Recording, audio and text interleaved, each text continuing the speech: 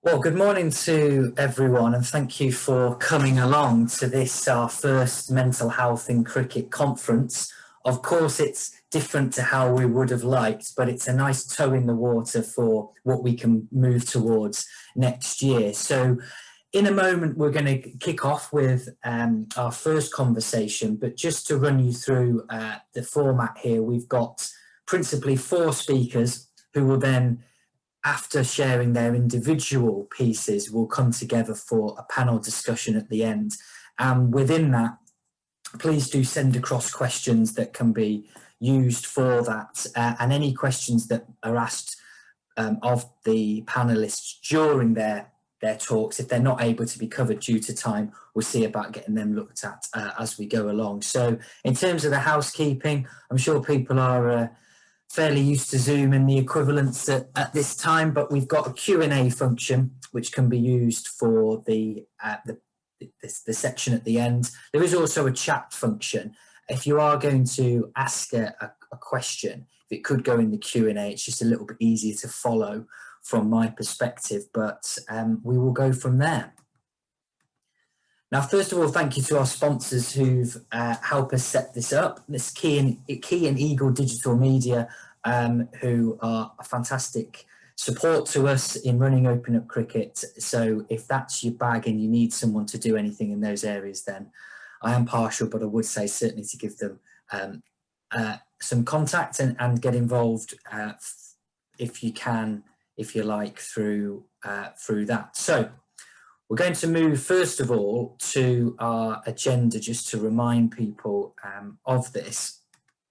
And we've got a welcome shortly with Callum Lee from Sporting Minds, who we are doing this conference in support of. Then we'll go to Mike Rotheram, followed by Fabian Cowdrey, Jamie Barker, Hassan Mahmood, and then our panel discussion.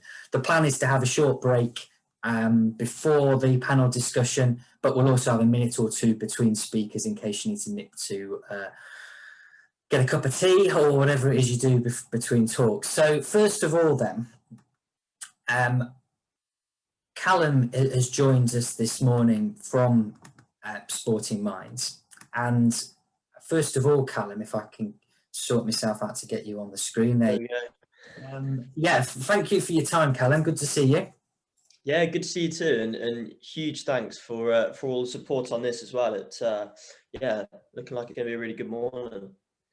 Well, yeah, it's a pleasure to support the charity, and for those who are listening in and aren't aware of Sporting Minds and what they do, just tell us a little bit about how it started and why it did.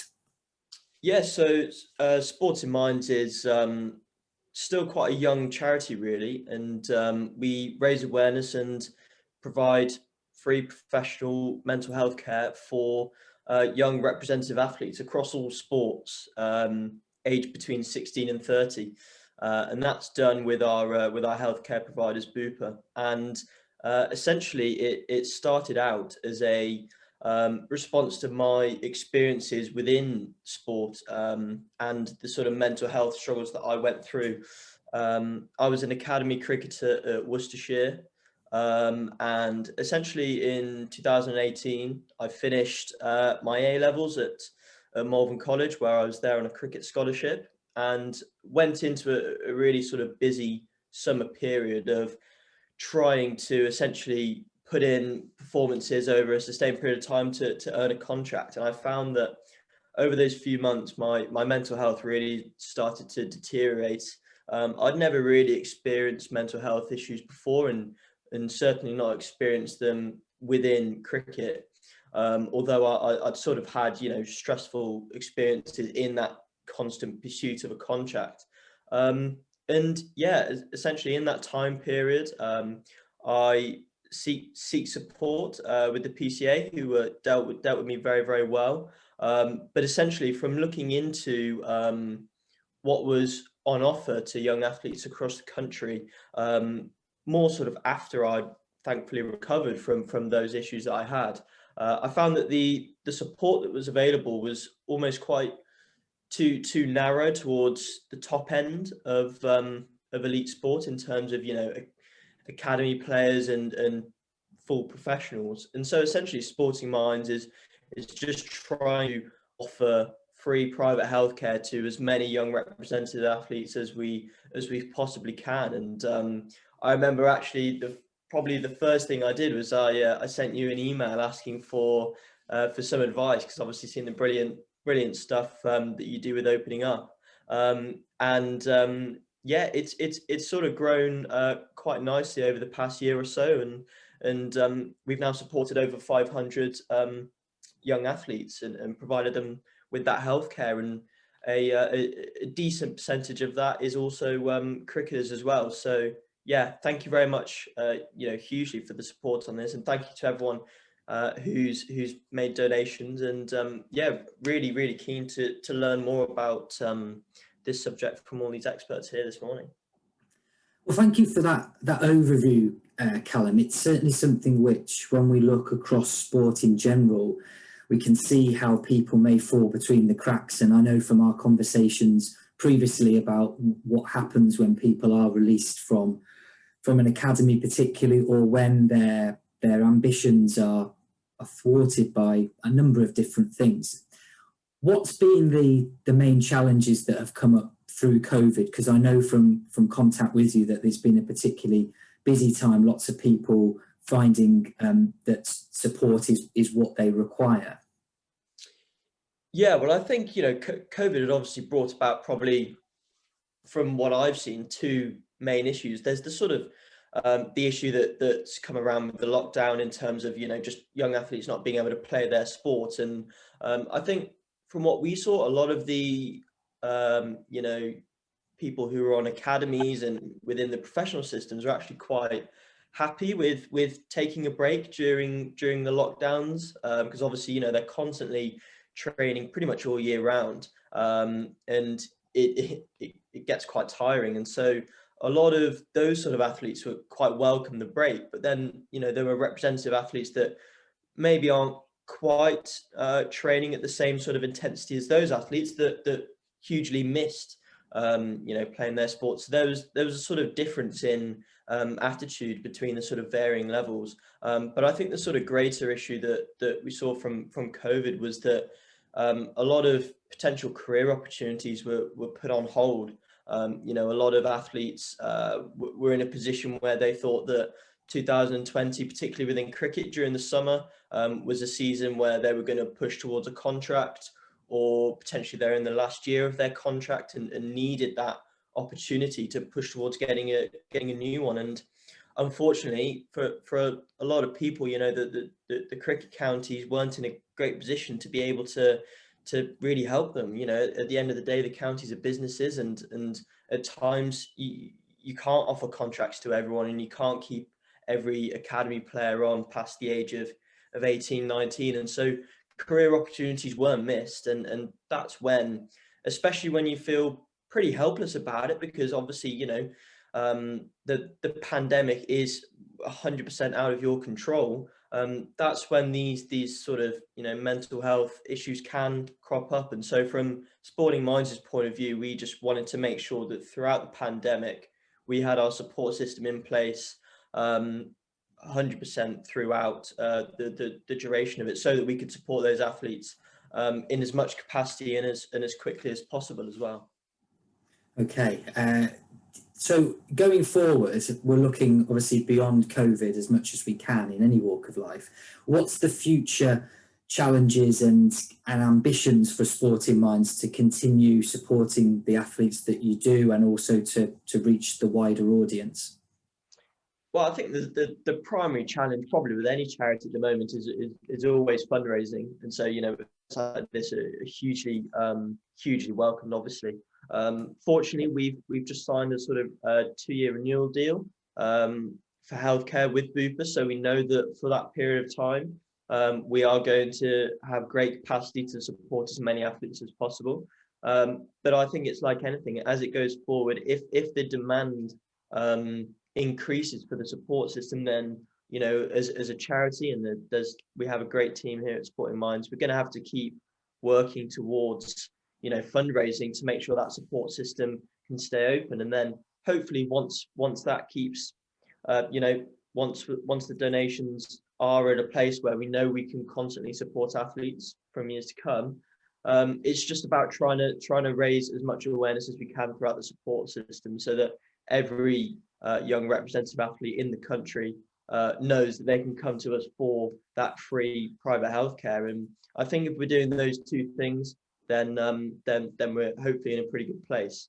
I think, you know, going forward, at the moment, Sporting Minds is an organisation that solely deals with the sort of cure side of mental health struggles. We don't really do anything in the prevention space at the moment, because, you know, essentially, if someone comes to us for support, in a way, it is already a little bit too late. You know, prevention is obviously better than cure. And so I think it's been really tough to do education stuff and preventative stuff in our first year, given it's, you know, been the pandemic.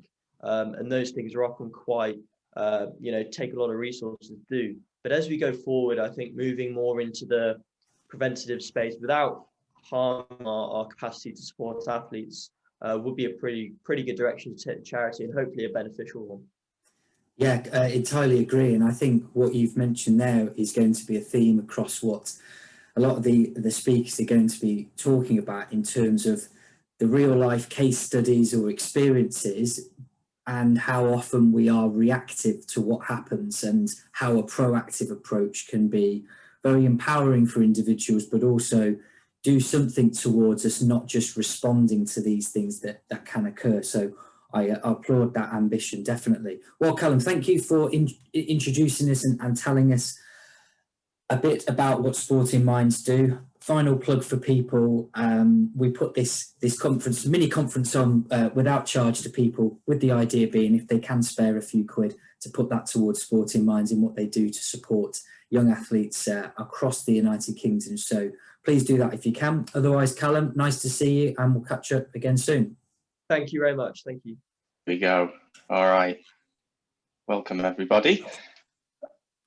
Yeah, so thanks for the background, Mark, and brilliant to see as well. Sporting Minds charity. I can definitely empathise everything Callum said there, having sort of worked with the different sort of levels of player, be it from academy age group players to county second 11 players. It's very, very tricky time, especially managing some of those transitions as well. You know, when sometimes you can feel like the world is promised to you, and then yeah, it can very, very quickly be taken away.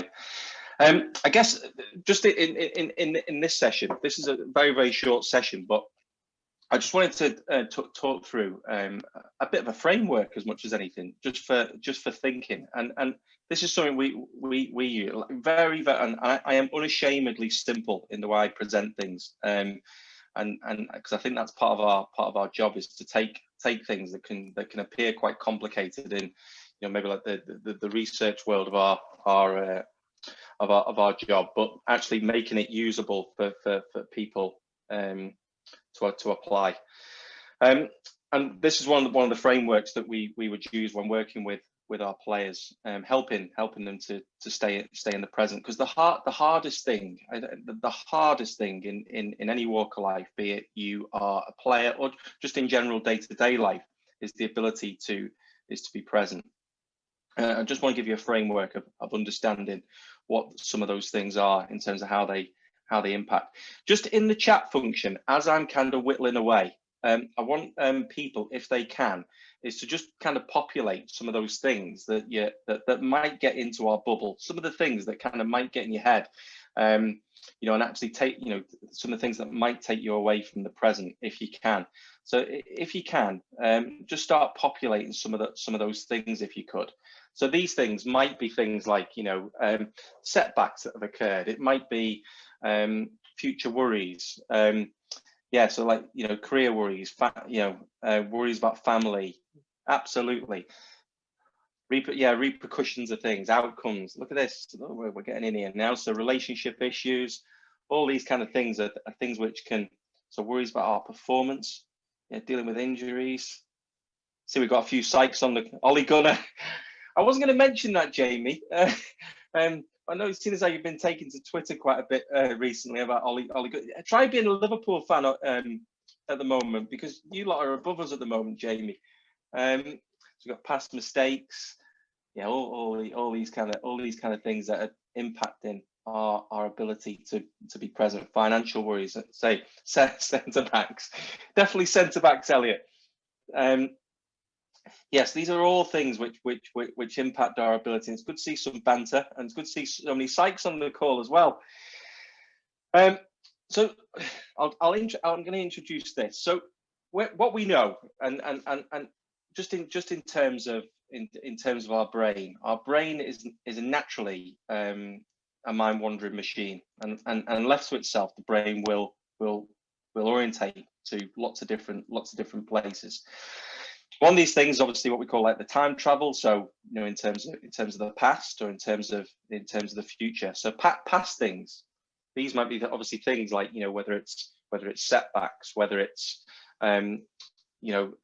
previous history of situations that have happened, like whether it's like previous life events, or things that are kind of almost like memories that kind of just keep coming up and keep cropping up in our in our conscience. And in a cricket sense, this might be, you know, past performances, previous deliveries, or, you know, your history against like an opposition. And likewise, our mind might naturally travel to the future. So whether it's like the consequences of success and failure, you know, whether it's winning and losing a game, whether it's selection issues, as we've kind of sort of indicated. And the first thing, just in relation to this, so well, often we think about mindfulness as this sit down kind of meditation. You know, we'll do our, you know, whether it's like Headspace, we do our Headspace for 10 minutes a day. You know, the Take 10. But actually, I actually think mindfulness is a way of being as much as anything. It's about a way of life as much as anything. And that's almost like a fundamental shift. And obviously we have the space to actually recognize, actually we're sitting down, we're doing our mindful meditation. But actually mindfulness is much more than that. It's recognizing what are the signs actually we're starting to time travel, and can we recognize that in ourselves? And what are some of those warning signs that we're starting to do that? So I know for me, some of the things that'll start triggering for me is that I'll start thinking about, you know, months and months and months ahead, and then before I know it, all of a sudden I've got this like really anxious feeling that kind of just sits in my tummy. I think, God, where's this come from? And likewise, past events, you know, like starting getting caught up in those things, and again the mind starts to unravel. And all of a sudden, I'm starting feeling like sweaty palms, thinking about certain things that might happen. But the key with this is to go, what's the first thing that we notice? And if you're a cricketer who's on this, and you think about this from a performance aspect, part of this is the skill in recognizing when your mind is starting to unravel. Is it starting to drift to the future, or is it starting to drift to the past? And on those two ends of the continuum, and it might be you'll recognize something either that'll show up in your thoughts in terms of how you're thinking. It might be something that we physically feel, or it might be just something in terms of like shows up in your behaviors. For instance, you start to get quicker in your behavior. You start rushing around a little bit more, or you notice actually you just start ruminating a bit more. All these kind of things. The next bit is then just to think about, well, how do we then focus that? You know, so do we focus things in terms of what we'll call like the internal world, or more towards the external world? And for the internal world, you may notice things. Obviously, we've got all these thoughts, these feelings, these emotions that kind of show up, and for some of us, we may get caught up in that internal world. We may kind of get distracted by what's going on in our head. Likewise, for some of us, we may get caught up in the external world, you know, in terms of people's opinions, needing validation from what people think. You know, in the performance world, this would be, you know, getting caught up in opponents, the crowd, the media, and certainly like the more we go, the more vulnerable you become, the more say, the further up the tree that we go in the certainly in the international game, the more these things become prevalent, because we've got more scrutiny, we've got more expectation, we've got more people judging you, more people who've got an opinion, and there's a danger that we can get caught up in those things. And again, we have to recognise, is my mind going to one of these two things? Now, I guess the important thing you'll kind of already noticed is some of these things are not necessarily bad. So they're not necessarily bad. And the question we have to ask ourselves, just at a very, very early stage, is just to go, is it helpful or unhelpful? So I know. So if I go back to my days of writing my PhD, and Jamie will definitely probably resonate with this, I would have thought, and certainly some of you are doing PhDs who are on the call. I remember I had a conversation. I was about 18 months into my PhD, and a chap called Jeff Brecken, who's at Sheffield Hallam University, came up to me about 18 months ago. It was a Christmas party. He said, "So where are you at with your PhD?" Yeah, I'm struggling, Jeff. I'm not getting anywhere with this at the moment. I said, "You do realise you're about to fail this PhD, don't you? If we don't get our act together." Now, immediately, obviously, my thoughts are then going into the future and potential consequences, and all these things that are kind of playing out in my mind. And all of a sudden, I've got this anxious feeling. But actually, a bit of anxiety at that point in time was not necessarily a bad thing. Because actually I needed to kick up the backside. I actually needed something that was actually going to get me going and get me moving on this journey, because I'd been kind of procrastinating over what I was going to do in study 1, study 2, and kind of hadn't really kind of moved forward with anything. And this was the conversation which basically got me moving along. And the question to ask ourselves at any point on these things is this helpful or is this unhelpful to be thinking this way? So when we think about the past, it might be helpful to kind of think about, helpful things might be, where we're thinking about, resources that we've got, previous good performances. Unhelpful things might be like where mistakes have happened, or kind of, things haven't necessarily gone as well, and like we're chastising ourselves. Future things of things that will be helpful would be things like, let's say, it might be kind of planning ahead, thinking about some of the what if scenarios, but my plan of how I'm going to respond to those things. Unhelpful things might be kind of the worry of those things and the consequences and all of those things. Likewise, helpful things on here, helpful things might be, tapping into, almost like your planning, whether you're planning or your sources of confidence. Down here, helpful things might be, advice from people. It might be getting caught up in some of those things, like really like what we call like our secure bases, people who are like that advisory source. But likewise, there might be unhelpful parts of this, and that's the first thing to sort of recognize. Like when we put all those things together, so it's like on the outside of this, there might be things that are unhelpful in terms of our thinking, and we're getting derailed. But likewise, some of these things might be helpful, and that's the question we've got to ask ourselves. And are we being derailed? And if we are being derailed, then where do I put my attention? Obviously, the key, like anything, is tuning our focus into the here and now and doing what matters. And that'll be different things for different people. And one of the things we know, obviously, in terms of any walk of life, there's going to be anxiety that'll come with that. There's going to be doubts that'll come with that, and that acceptance that those things are present, those things are going to be following us around, but we're still going to do what matters. We're still going to try and be in the present moment. And for cricketers who are on the call, that might be the simple thing of just watch the ball. It might be the simple thing of just play with some intent here. In life, it might be, just be present on my next meeting that I've got with a client who's in front of me. It might be actually, when I'm sat at home with the family, actually just putting my phone to one side and actually just choosing to be present with my partner, rather than getting caught up in all the various distractions that could be taking up my mind.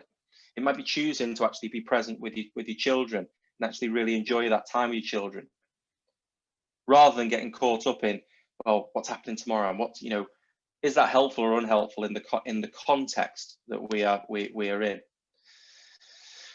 Now, there'll be certain things that we'll recognize, and my task for you to sort of reflect on and go away from today is, what are some of those warning signs for you that you're starting to time travel?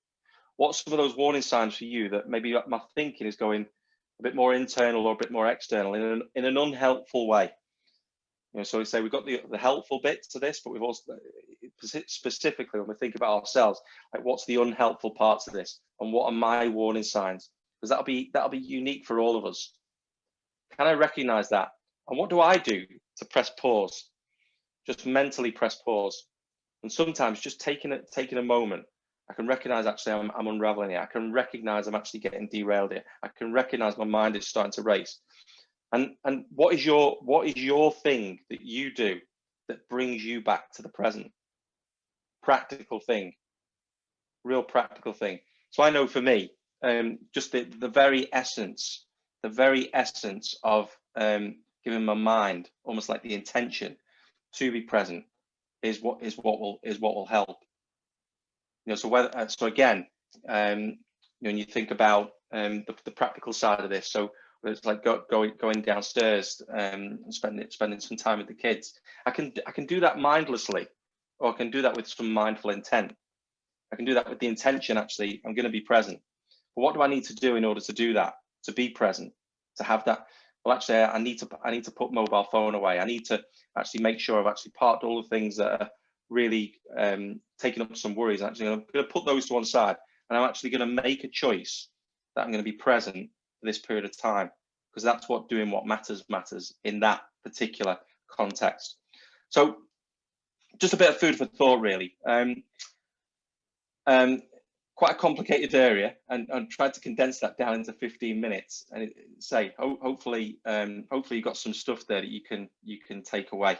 We'll get going on to our next section here. So I'll get to make Fabian appear as if by magic.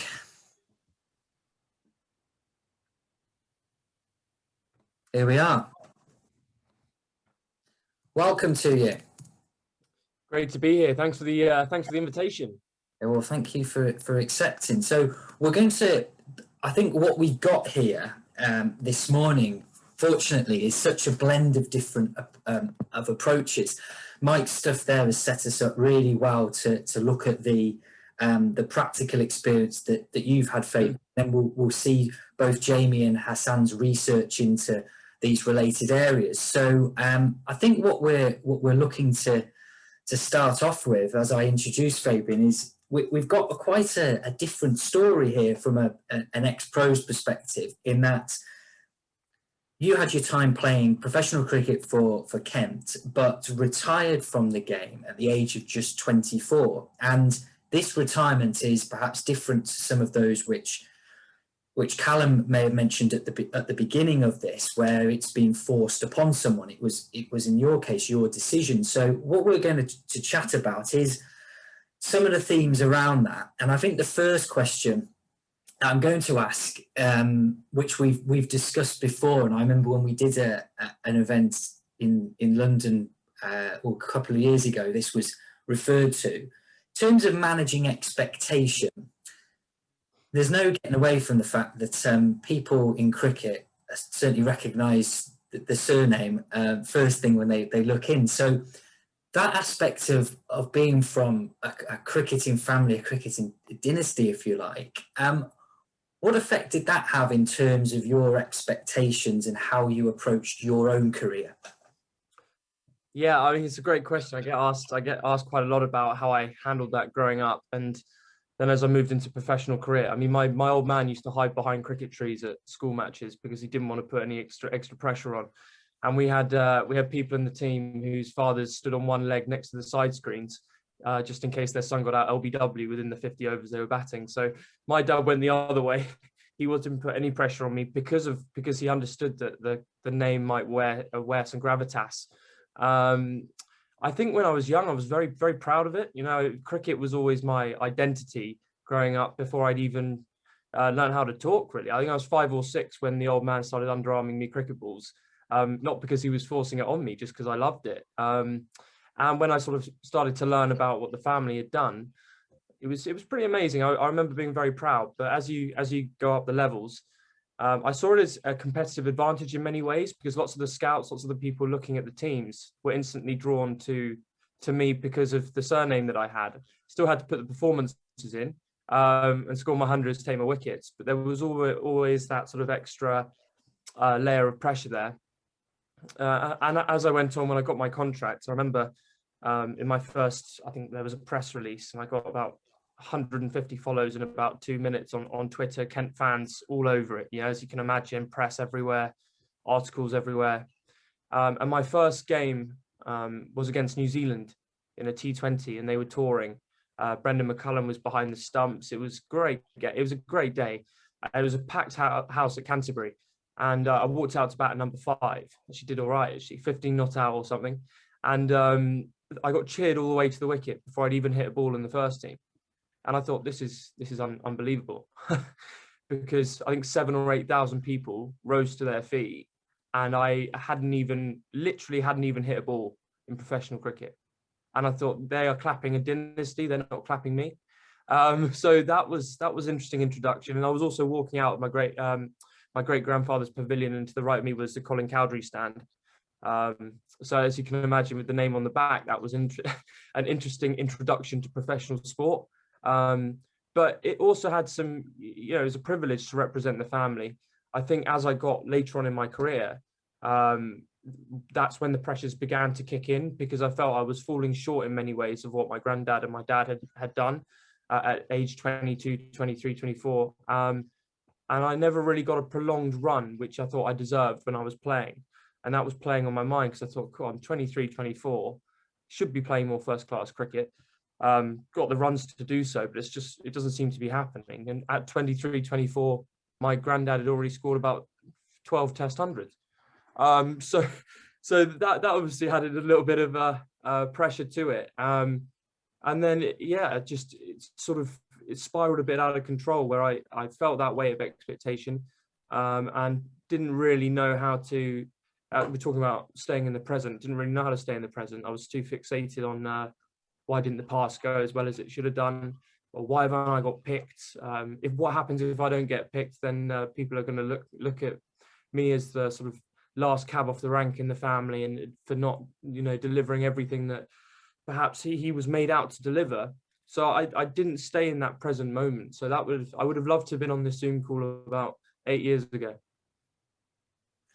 Yeah, and often it is that we pick up these things after the event and rue the lack of knowledge at the time. So your mindset at that point, Fabian, really interesting insight to it.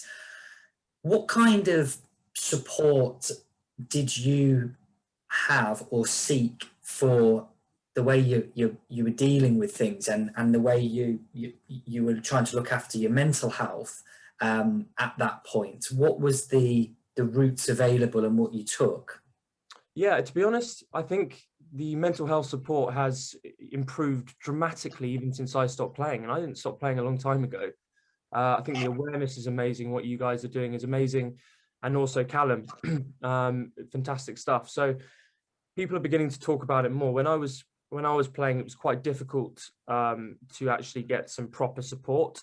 The PCA were fine, but you always had to reach out and make it known a few times before real support came your way. Which I found a little bit disappointing, but you know, that's not to say the PCA have done an incredible job since, because they've seen a rise in mental health problems, I suppose, or at least there's been more people who are prepared to be vulnerable, so therefore they've had to amplify what they offer. But yeah, I think the problem is people are scared to approach with vulnerabilities, especially if you're in the sporting world.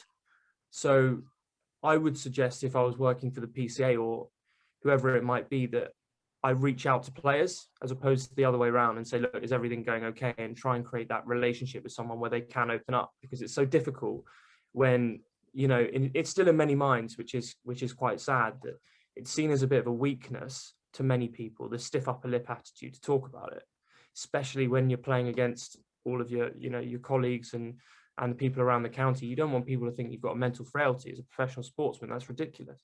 So I think there needs to be more of a hands-on approach the other way, as opposed to players being forced to reach out before any support's offered.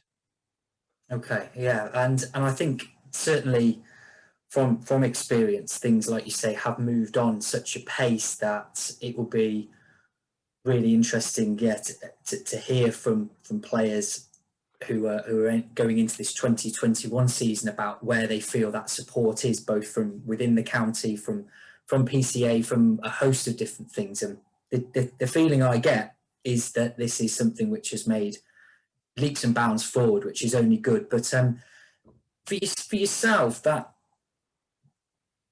aspect of changing career at a pretty formative part of your life, and your examples there, which most of us can relate to in terms of cricket being a joy and a pleasure from such a young age, even ignoring the sort of the Cowdrey background and associated expectation that can be there, making the decision to leave and try some other things is go on. What has managed to make that an option for you, to give you the resilience to be able to try something else out and put yourself out there? Yeah, I mean, great question. I suppose cricket was always my identity and my happy place. So when I stopped playing, it was trying to recreate that happy place, if you like. I suppose what allowed me to be resilient is still working in sport and trying to use my experiences to help other people. I mean, setting up my business, we focused on supporting mental health and sport within a rugby and a cricket capacity. We had the likes of Marcus Trescothick from cricket and Graham Fowler coming in for a joint event and talking about their experiences, which was equally funny because Foxy is a real character and Trez has got his stories as well. So those sorts of things are great, and people being prepared to stand up and be vulnerable. It's pretty powerful if it comes from a sporting individual who is sort of seen as this macho individual on the television scoring all these runs or making all these tackles. And it's had a strong impact. So I think I've always been of the mindset of trying to switch a negative situation into a positive and trying to find the silver lining to everything, even when I was, struggling or, nicked a few balls consistently, whatever. I still managed to not switch it off because I constantly was running through those dismissals in my mind, but tried to change it into a positive. That's always been my my outset or my outlook. So trying to use my experiences to help other people is really important for me, and also trying to stay in sport as well. It's always been my passion, so there must be some opportunities within the sporting world. That's what I thought, and it's going well so far. And something I've become to a degree, not perhaps obsessed, but certainly fascinated by, is those transitions that people go through.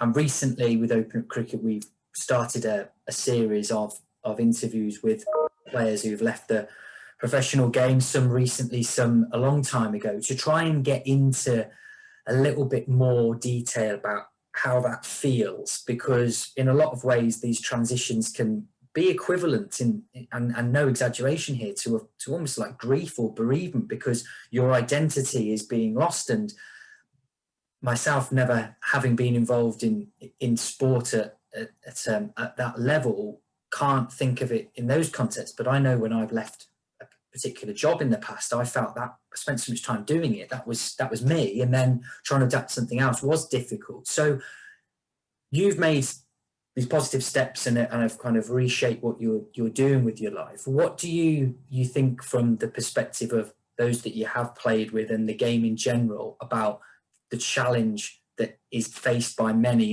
in terms of a transition away from pro sport? Well, I think I was actually really lucky in a more positive way that I left early, because it gave me time to really think about what I wanted to do. I was sort of in my early mid-20s. So I wasn't 35, 36 coming out of sport without sort of any idea what I want to do. I think it's really important, if you're going to take a career in sport, that I don't like the idea of having a backup option, because I think you really need to nail what your dream is and what your goal is, and and almost be narrow-minded a little bit on what you want to achieve, to get the best out of yourself and focus on it. But having a passion elsewhere, or having a hobby outside of cricket, is absolutely massive, or something that you enjoy, something where you think you might fit in post sport. So I would always advise people to start thinking about what they enjoy away from cricket. There's no qualms about it. Leaving professional cricket was one of the hardest journeys I've ever been on, not just from a personal point of view, but from a, obviously separating from this dynasty. I remember there was an article written about me retiring from cricket to go and write songs for Julius, my twin brother, and that was just absolutely not true. I didn't leave cricket so I could go and be a songwriter for my brother. So that was just sort of blown out of perspective. And yeah, I mean, it was tricky because there was the identity crisis. I left without any idea really of what I really wanted to do, although I had an idea that what I was passionate about. But I just knew that any place at that time would be better than the one I was in. I was in a very dark place, and I had a real stranglehold on me. So I had to basically decide, do I carry on playing cricket because I'm good at it and I could probably make a career in it, hopefully for a few more years, or do I try and choose my happiness here? And that was the problem I had. It was really difficult because sport, or cricket in general, had always been that happy place when growing up, and all of a sudden it didn't represent that to me. So I used to go and hide on the cricket pitch when I was at school. That was perfect. I remember a science exam that we had. The teacher said, if you finish early, you can go into your cricket practice. I said, well, firstly, why is this exam during my cricket practice? It's ridiculous, sir. Anyway, I wrote nitrogen for a question and got it done in 2.5 minutes, and ran off. The exam was meant to be 65 minutes long or something. Had an hour in the nets, got 4%, and it went around the school that I got 4% in the exam. At least I got one of them right. But that was just, just completely in love with it. So it was strange. I was completely lost at the time. But looking back on it, of course, I wish in many ways that I'd be playing in the PSL and the IPL, making 200 grand for 6 weeks or whatever. But at the end of the day, it's not always about that. And I'm lucky that I've had those experiences because it's really shaped who I've become. So again, just trying to draw the positives. Well, thank you for that. We will come back to these themes in the panel discussion later, and I think you've teed up some things to get people thinking about the reality of professional cricket and it not being all just the glamour, if indeed we do think it is glamorous. So we'll have a short break now before we go on to Jamie. I think I'm there, Mark. Hopefully everybody can hear me. Firstly, I'm delighted not to appear in this Zoom call as Marty the Zebra, the Artful Dodger, or any other random names that my daughter gives herself when she's dialing in on her drama classes. So I'm first and foremost delighted that I came up as Jamie Barker. So that's first thing off the bat.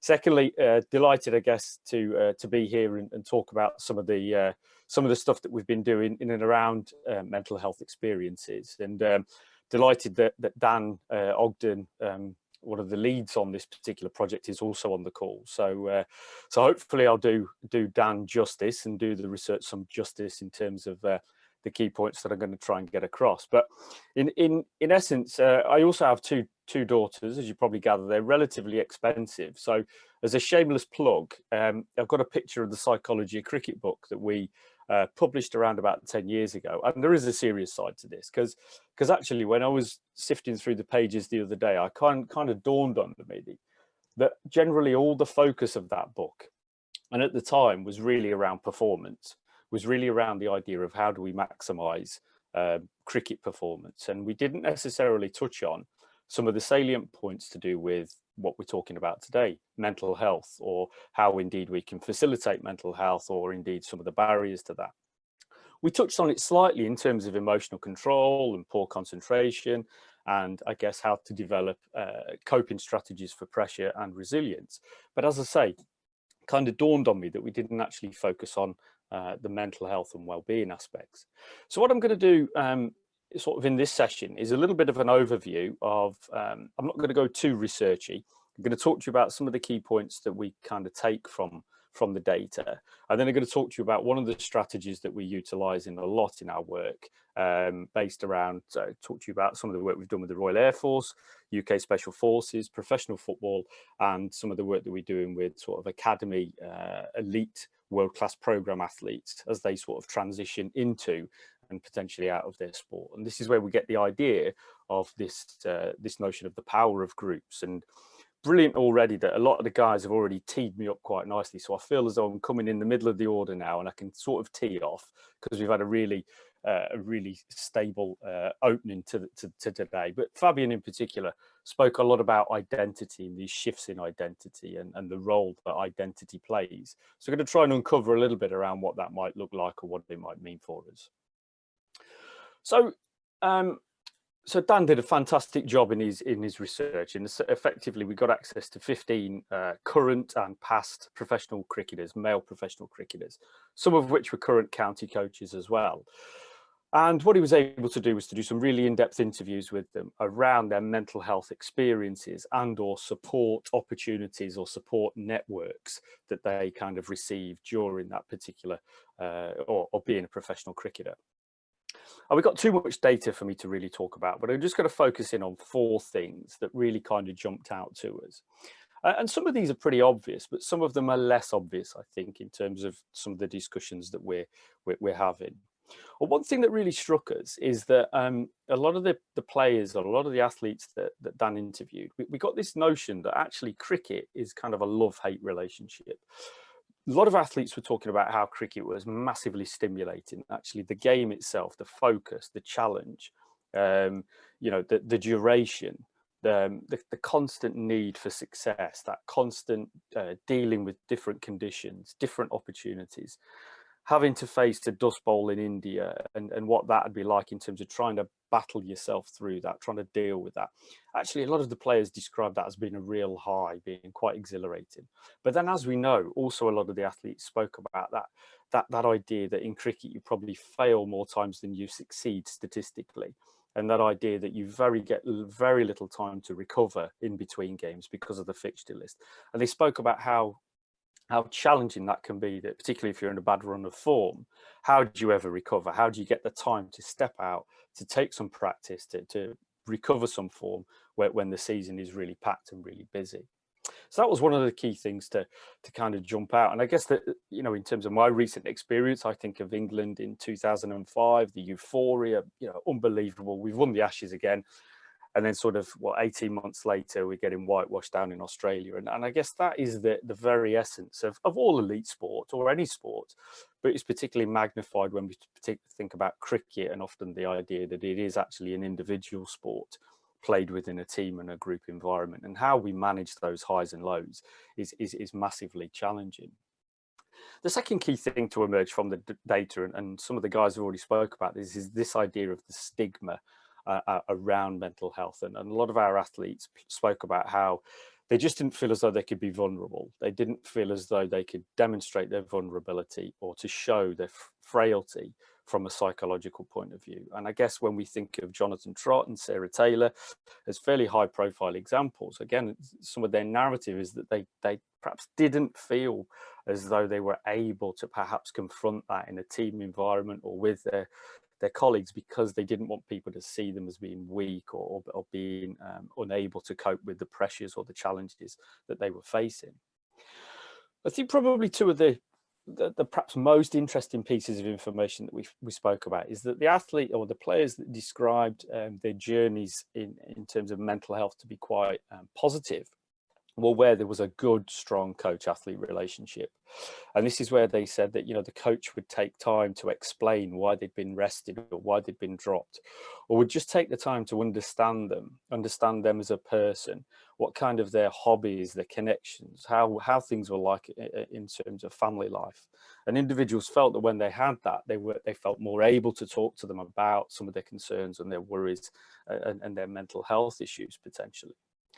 Well, we've already touched on the idea of transitions as well, and a couple of key things that kind of emerged in the data is that we had one, I guess, set of data that showed that one of the key transitions was going from academy to senior.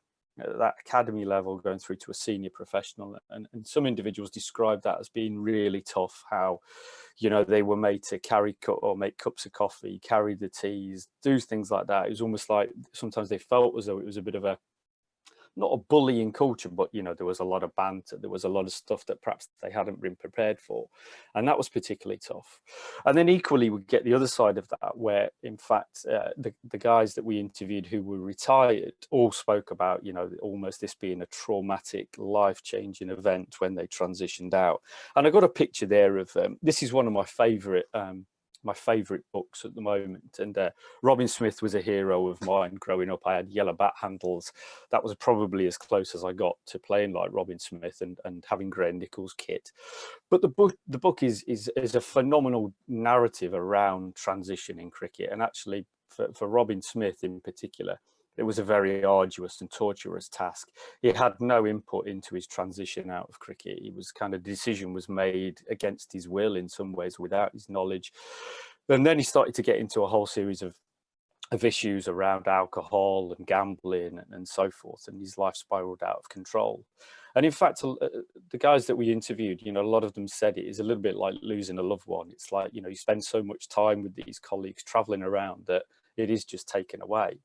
And so I guess that's a critical thing. And some of the guys spoke about how, you know, you just never recover that. And they then wanted to explore opportunities and tasks that could get them back into cricket through coaching or mentoring or whatever, because they just loved it and they couldn't leave it alone. So that was some of the data. Hopefully Dan's not got his head in his hands and thinking, good God, what has he done to my research there? Hopefully I've done a decent overview there of some of the critical things that we found. So I just thought it's then just worth thinking about, okay, so we've spoken a lot about identity, we've spoken a lot about transitions, and actually one of the things that we've been working on is this idea of social resilience. And one of the ways in which we can build resilience from a social perspective is around looking at the group memberships that we have. And some fascinating data that came out, albeit 10 years ago now, that said actually our mortality is almost enhanced, if you like, or prolonged. So we live longer if we have stronger social connections. And this research by Holt and Lunsted basically found that social relationships are as important as smoking, alcohol consumption, obesity, and physical inactivity or physical activity for prolonging our life existence, which I think is pretty powerful. So essentially, what does that kind of mean? What does it look like? Well, then we try to get into this thing around the value of group memberships. And essentially some of the tasks that we would get our athletes to do is to think about, okay, a blank piece of paper, whatever it is, us in the middle, what are some of our memberships that we have? And for some people, it might look like that. I have a hobby and interest, I have work, I have my sport, I have my community stuff, I have friends and family. Okay, and the theory behind this would be that actually if we have multiple group identities and memberships, when any one of those becomes particularly stressful or burdensome, what we're able to do then is to oscillate between them. Okay, so work might be particularly stressful, so actually as a way of dealing with work stress, I then maybe just can spend a little bit more time with my family, try and spend a little bit more time in a hobby or an interest to try and mitigate that stress. What sometimes occurs, though, in elite sport, as we find, is that some individuals will have that very simple identity map. They have family, work, for family, friends, and their sport. Now, of course, if family is stressful, if work is stressful, their sport is stressful, they've kind of only got one other identity to potentially go to, their friends. And that's suggested to be quite unhelpful in terms of being able to deal with stress, because we haven't got that many groups that we can oscillate between. When we get to the moderately complex map that we have there, where we can see that actually this individual here has got other networks, other things that they can call upon should things get particularly stressful, then of course that becomes more of an apt way of dealing with our life stress. Now, as a bit of an average, what the sort of the optimal number of group memberships is posited to be between 5 and 6 group memberships. Now, interestingly, what we sometimes see in elite sport is that we need to specialize, we need to focus in on that sport and nothing really else matters.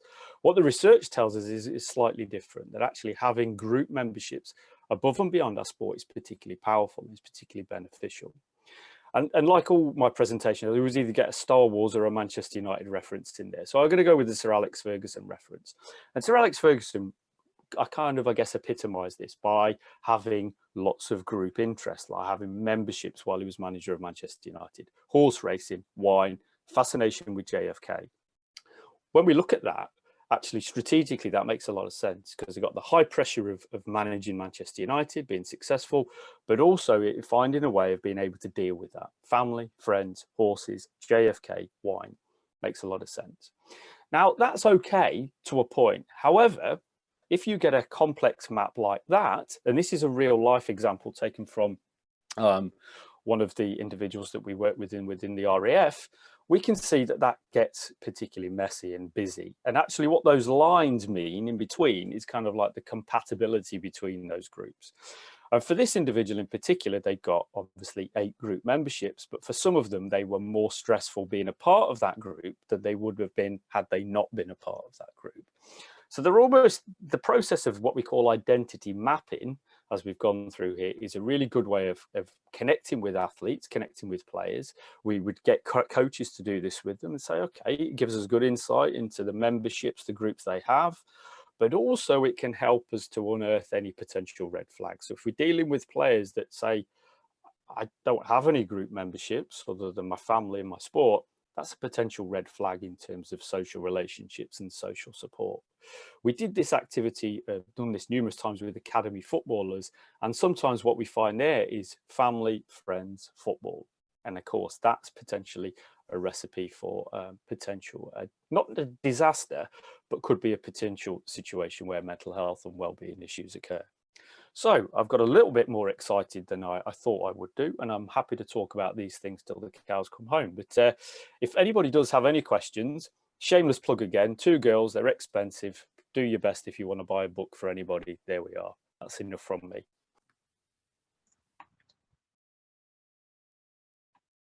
Thank you very much. Thanks, Mark. Good morning, everybody. Thank you for tuning in. So my name is Dr. Hassan Mahmood, and I'm a consultant psychiatrist, and I'm going to be presenting about mental health in cricket and the challenges of the modern global game. And I also have a Twitter handle, which is Hassan Mahmood DR, if you'd like to follow me to find out more about my work. As I've said, I'm a consultant psychiatrist, and I have a special interest in the mental health of elite cricketers. Last summer, I made an appearance on Test Match Special in August 2020 during the first England versus Pakistan Test match. I've also had publications as a co-author of a cricket chapter in Case Studies in Sports Psychiatry, and I've also released podcasts for British Journal of Sports Medicine and Opening Up Cricket. I'm also a co-author of the British Journal of Sports Medicine editorial, which was recently released. So why do I have a special interest in the mental health of elite cricketers? I've watched cricket for a very long time, ever since I was 7. And as I grew up, I noticed that some players started talking about some of the mental health difficulties, especially when I was going into med school, and I was particularly interested in that. So my interest developed further and further with time.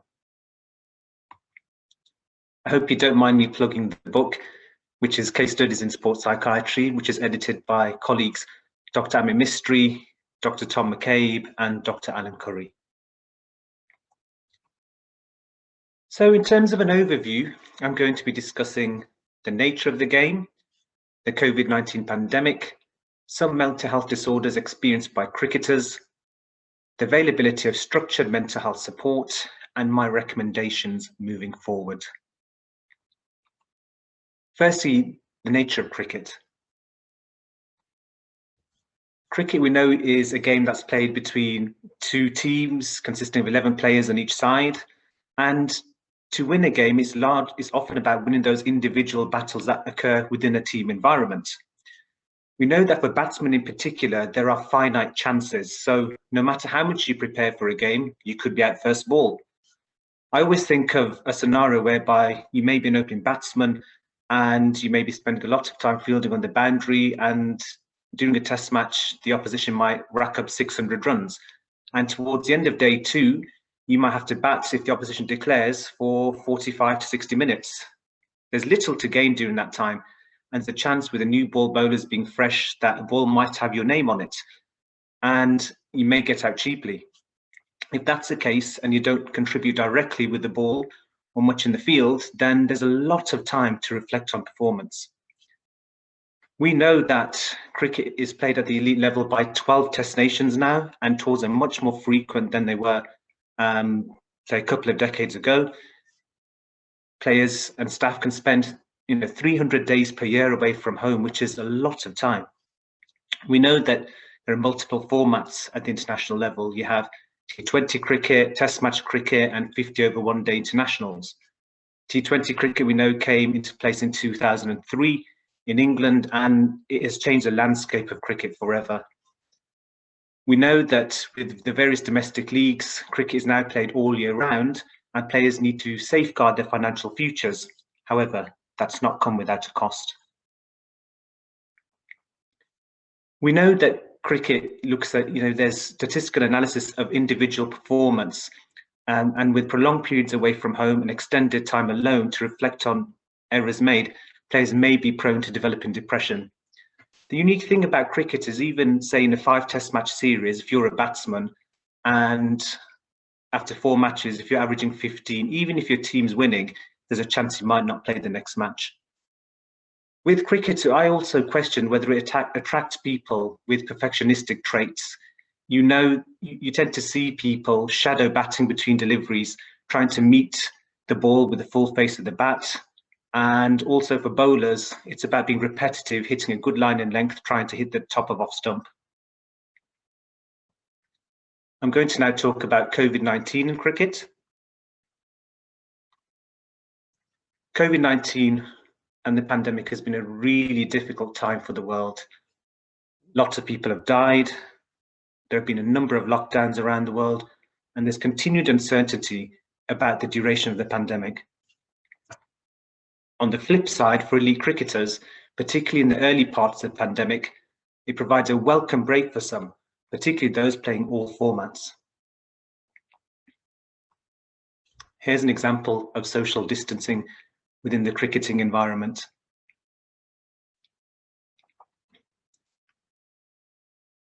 Biosecure bubbles were introduced in the English summer of 2020, which allowed West Indies, Pakistan, Ireland, and Australia to tour, and it allowed cricket, which is great, and cricket got up and running due to these bubbles.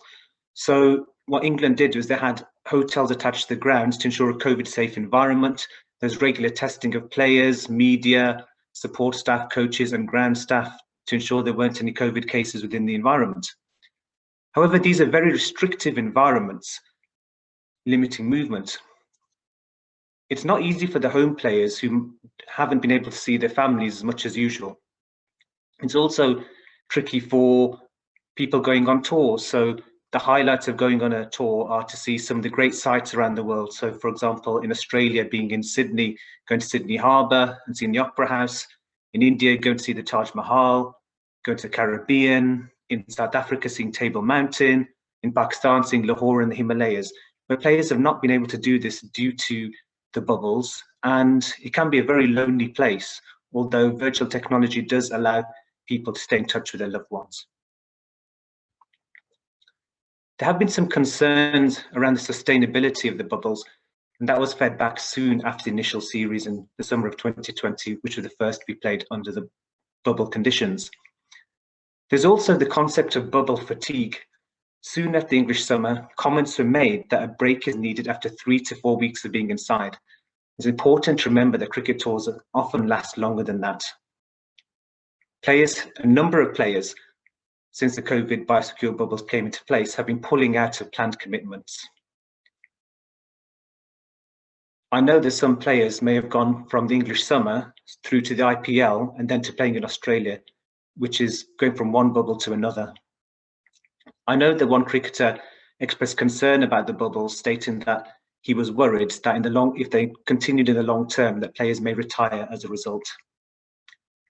My opinion is that a period of reflection is needed at the end of the pandemic about the bubble's full effect on mental health.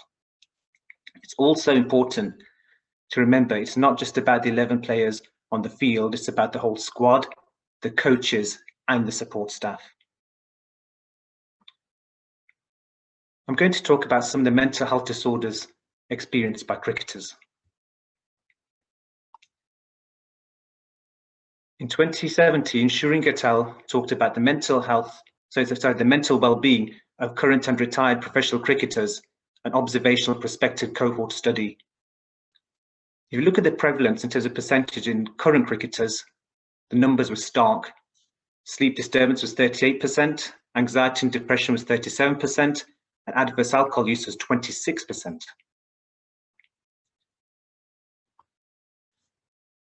There have been examples of cricketers suffering from the mental health disorders that I've just talked about, including in England, Australia, South Africa, and New Zealand. Within South Asia, some Indian cricketers have experienced mental health issues. However, there's little information available about cricketers from Pakistan, Bangladesh, and Sri Lanka, and I think this is possibly due to stigma. There are some great examples of structured mental health support which is available in different parts of the world. In England, you have the Professional Cricketers Association, also known as the PCA. In terms of mental well-being, you have the Mind Matters Education Series, the Mental Health Ambassadors, a stress-free app, signposting for support with emotional management, and mental health concerns and conditions. The Professional Cricketers Trust is a charity which supports lifelong health and well-being of PCA's members and their immediate families. In Australia, you have the Australian Cricketers Association, and they have fantastic structured mental health support in the form of Game Plan, which consists of My Career, My Education, My Wellbeing. My Wellbeing consists of free access to qualified psychologists through a national wellbeing network for current and recently off-contract ACA members and for 3 years beyond their contract. Cricket Australia has been a world leader by recently appointing a mental health and wellbeing lead, which shows you just how seriously they're taking the topic of the mental health of cricketers. I'd like to see all the other teams do the same, and I know that England are thinking of doing something similar. New Zealand Cricket Players Association has a players development program which consists of 4 core pillars: education, self-development, risk management, and well-being. Risk management side includes financial education and drug and alcohol education. In terms of well-being, there's well-being education, counselling, resilience, exploration of values, diversity, and unconscious bias. In South Africa, there's the concept of personal wellness, which consists of mental wellness, where they provide support and guidance that may be needed, counselling, and financial wellness. In contrast, in South Asia, there's no such comparative structured mental health support in Pakistan, India, Sri Lanka, and Bangladesh. And again, I think this is likely to be due to stigma. I have a number of recommendations moving forward. Firstly, mental health literacy. In international cricket, I think all players and support staff should receive programs including education around mental health symptoms and how to seek support. So that's around conditions such as how depression presents, how anxiety presents. And I think this will help players to receive a listening ear. So if a player is low in mood most of the time, not enjoying things as they normally do, withdrawing from the team, perhaps appearing more lethargic than usual, not sleeping particularly well, one of the teammates may notice this and provide that listening ear, and maybe the difference between the player seeking support and not seeking support. My second recommendation is mental health screening. The earlier mental health symptoms are detected, the sooner an intervention can take place. But this has to be within a wider mental health and wellbeing strategy. For example, if a player presents with suicidal thoughts, they need to have access to a psychiatrist urgently. There needs to be buy-in from the players, coaches, and support staff, because if players feel that it's a criteria for selection, they may not agree to complete the screening. Given what I've said about the international game taking place in 12 test nations around the world, we need to be tailoring existing mental health screening to take into account that players are from a variety of countries and cultures. In terms of mental health screening, it can take place at any time. It can be pre, mid, post-season, or at a time of great stress, for example, injury, significant life events or transitioning out of the sport. My third recommendation is professional mental health support for all the teams at the elite level. We know there's a traditional focus on performance, and I'm going to talk about one of those. I'm going to give you a really good example now. In 2019 World Cup in England, one of the English players talked about his anxiety with the psychologist within the team. This was after England had lost against Sri Lanka and Australia during the group phase and were on the verge of going out to the World Cup. The psychology colleague advised the player to speak openly to the team about his anxieties. The player did that, and it seemed to free up the team. They won against India Edgbaston before beating New Zealand in a group game, roaring to the semi-finals where they won easily against Australia and won a thrilling World Cup final. So that's a really powerful example. In addition, I think that each team should have a psychologist from a young age, focusing on mental health and well-being. And there should be access to a psychiatrist, particularly in emergency situations, for example, suicidal ideation, or if there's an acute disturbance or change in mental state, which may require medication. My fourth recommendation is a question mark, and it's for consideration. I think the team should consider a rotation policy. We know that during the COVID-19 pandemic, players already taking breaks. One player talked about how they missed one of the T20 domestic leagues, which allowed them to recharge their batteries. There's a packed calendar compared to yesteryear, so the chances for breaks aren't there as they were in the past. After the pandemic, perhaps players could be supported to take breaks for their mental health as they do for their physical health. And just to finish off, to sum up how far we've come in the conversation about the mental health of elite cricketers, this is the Melbourne Cricket Ground, also known as the MCG, looking wonderful under the lights. I think we've come from the darkness into light. Thank you very much. Okay, we'll move towards our panel discussion to conclude.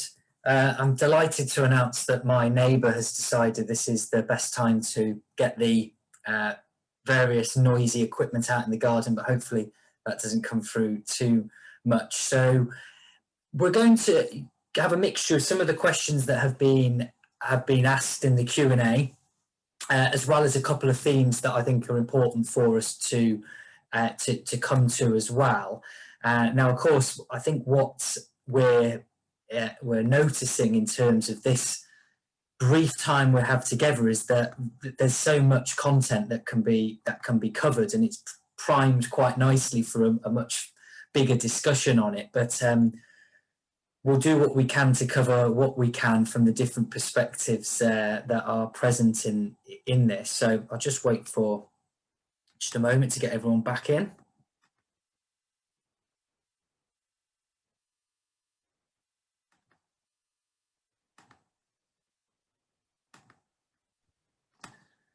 Okay then. So I think what we're going to start with, a question that grabbed my eye, and this is a good one, which there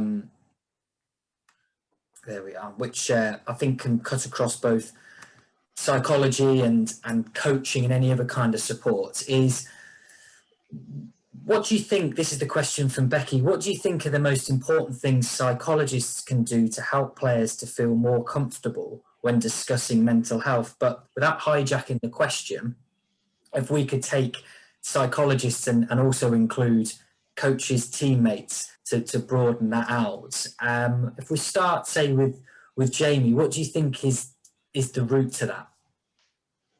Yeah, great question, Becky. This is Becky's opportunity to get me back, given that she's one of my undergrad project students. So I better do a decent job, I guess, with this. What do you think the most important things are? Yeah, I mean, we've done a lot of stuff around sort of mutual sharing.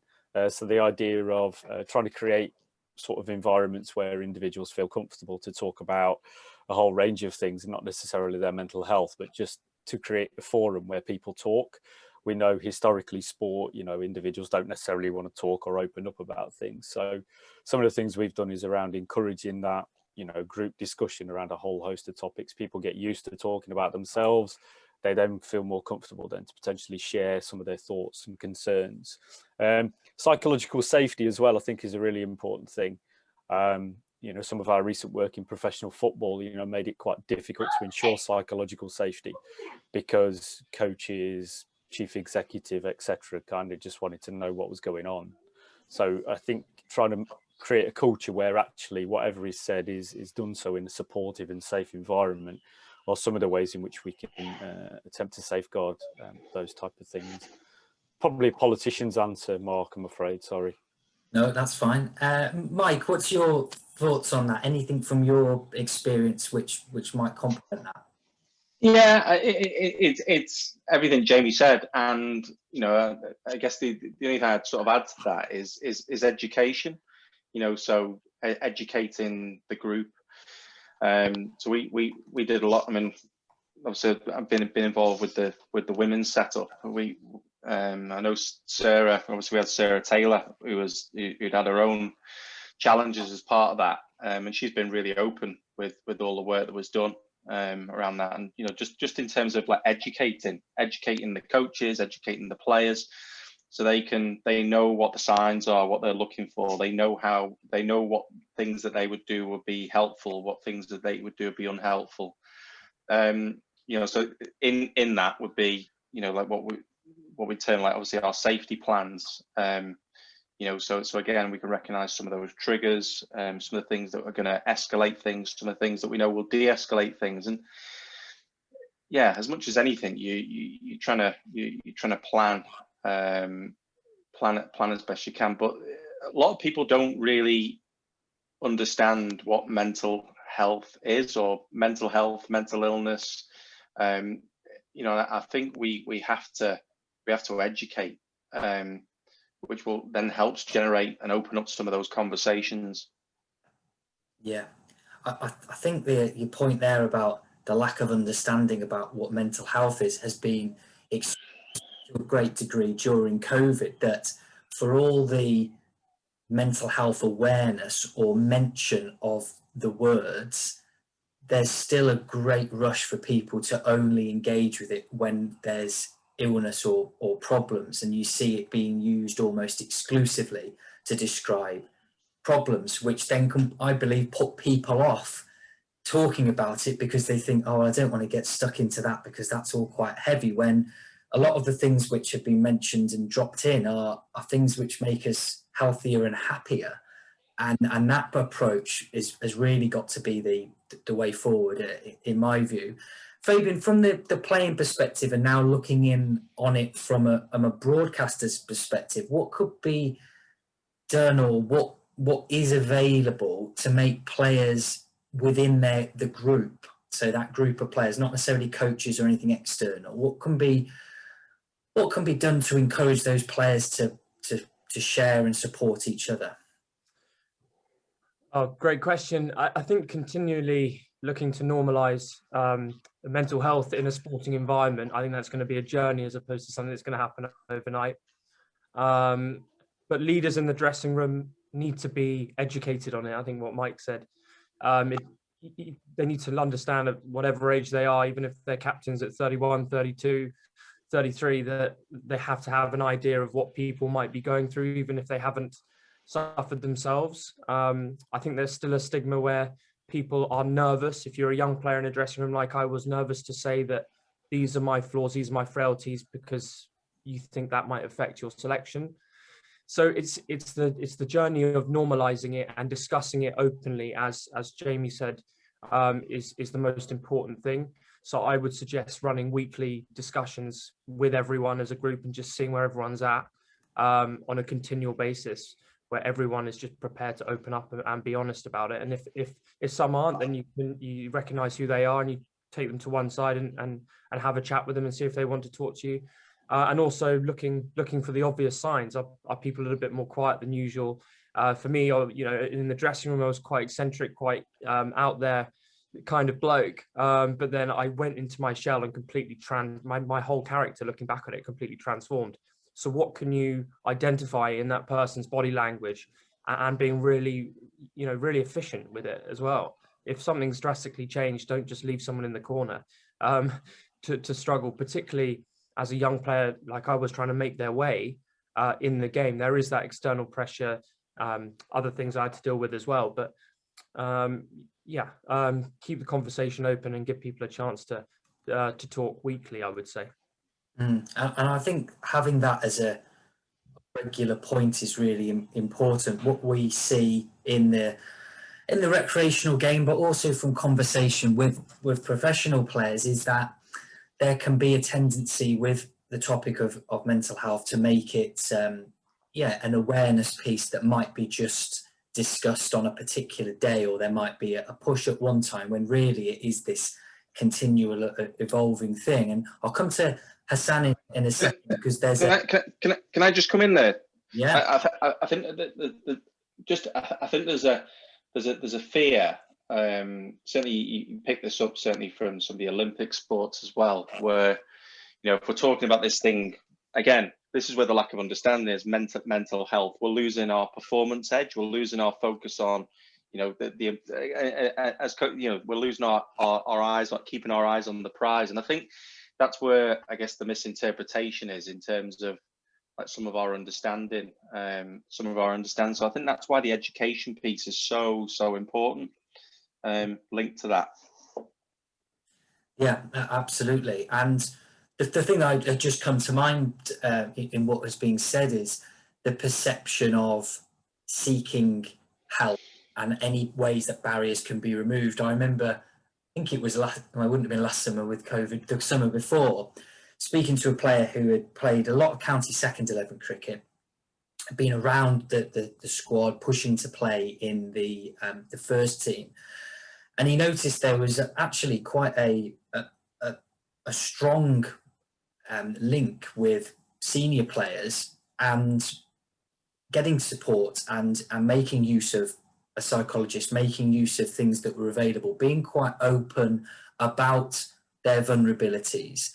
And his version of this, you know, one person's opinion was that as they'd got on in their career and had got more used to their strengths and their weaknesses and become that bit more literate of their own emotional capacities, that made it no problem to in quotes admit they were getting certain help from certain points. Whereas for this guy, he didn't feel it was so much of an option to make that step because he's still trying to prove himself. And that stuck with me in terms of the idea of that permission and some elements of it maybe being compelled a bit more to say, yeah, the education is there and everyone is party to it, rather than you having to make a step away to do something. Hassan, you've put a bit of a response in a typed format to this question, but I think it's worth us having a bit of a chat about it. The idea of Southeast Asian cricket's lack of support and stigma that may exist here. What would you say is the biggest strengths from those examples of PCA, ACA, NZ, CPA, etc.? What would be the ones you think would be the priority to replicate in other countries? I think all those examples I gave are fantastic from the 4 countries I mentioned. They weren't exhaustive either. I know that Ireland, I've got limited information, but I know that Ireland had agreed for some partnership working in terms of support for mental health as well.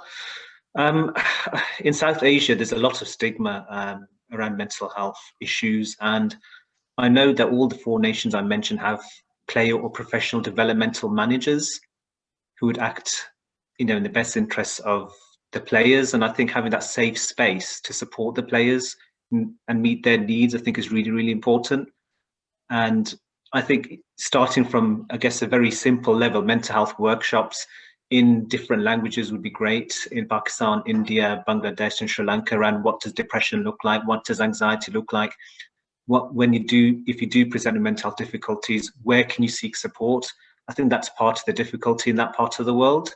And one of the anxieties may be that if you do talk about your mental health issues, you may be dropped and not play again. And that's one of the fears, I guess, in South Asia, that players may not be open about the mental health difficulties. So I think setting up something similar to the 4 countries I've mentioned, having player or professional developmental managers is a good way forward to start with.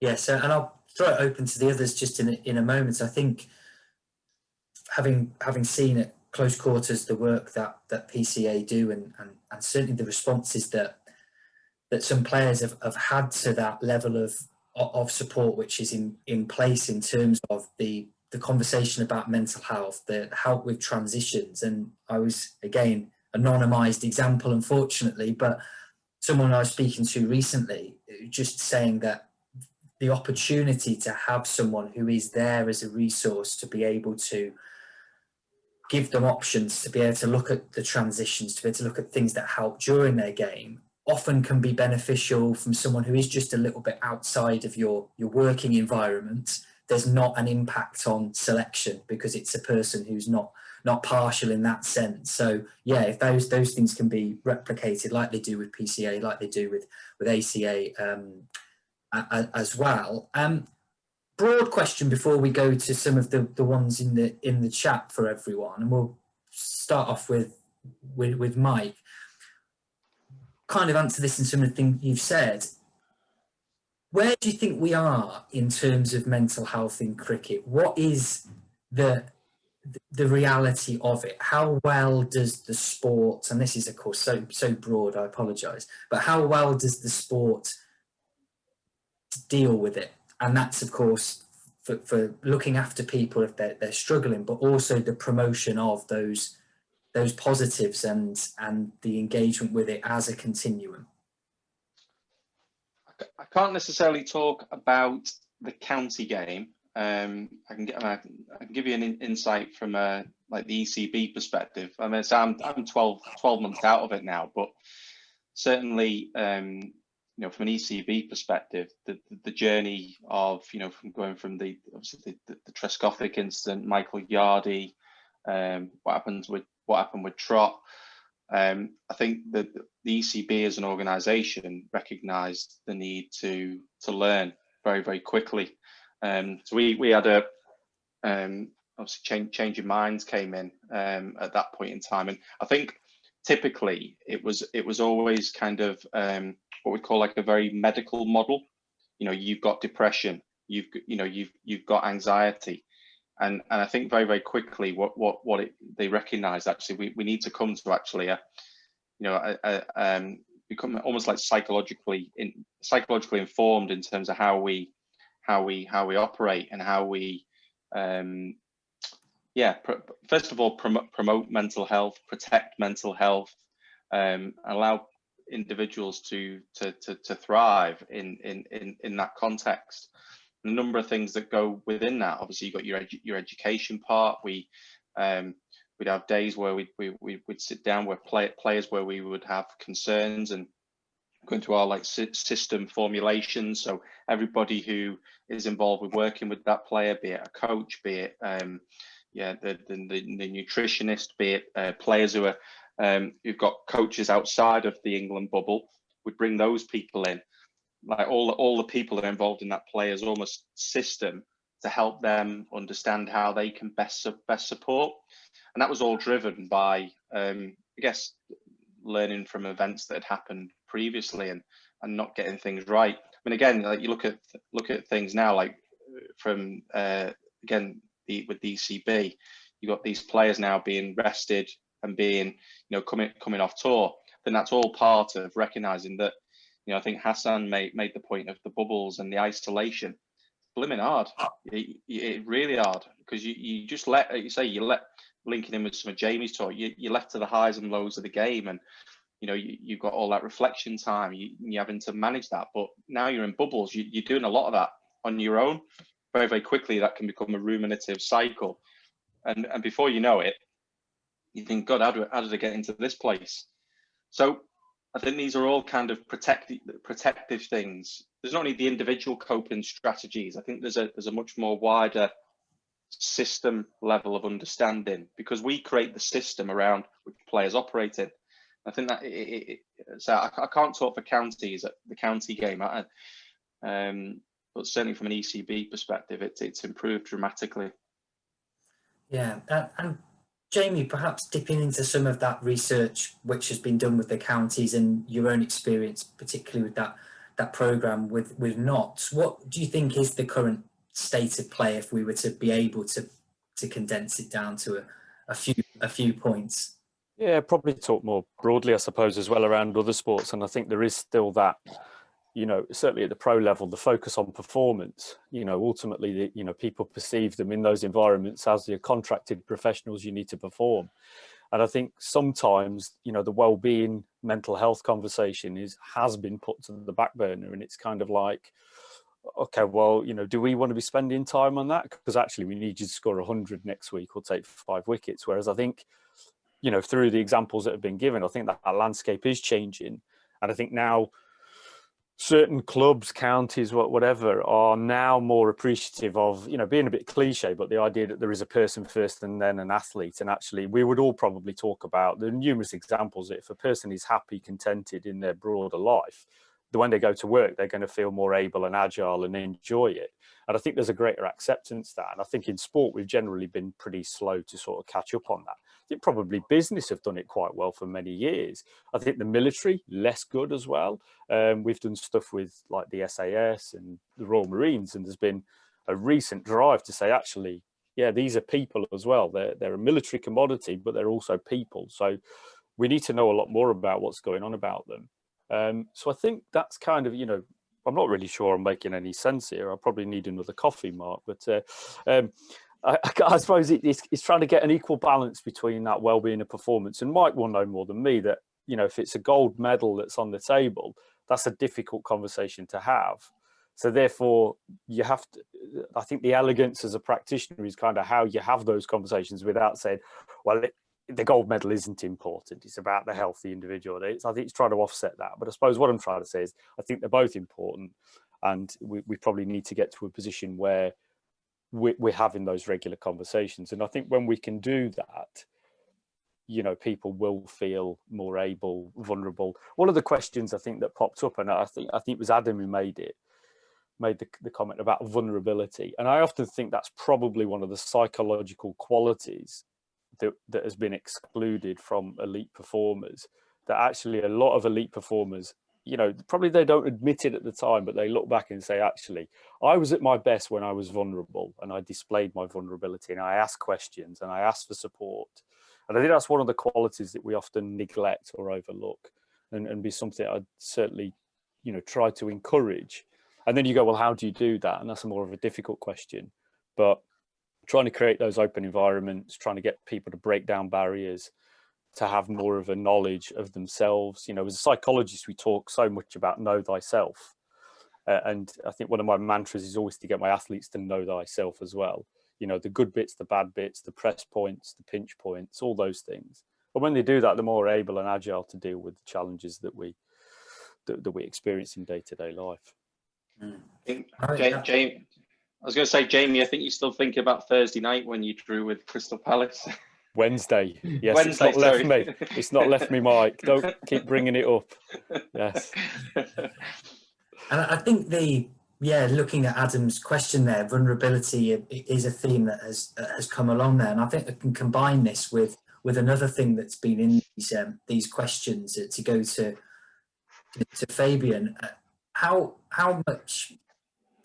possible is it, or was it in your experience, to express vulnerability, particularly when you're coming through the ranks, coming from, say, an academy or age groups into becoming a professional player? How much of an option did you find that was?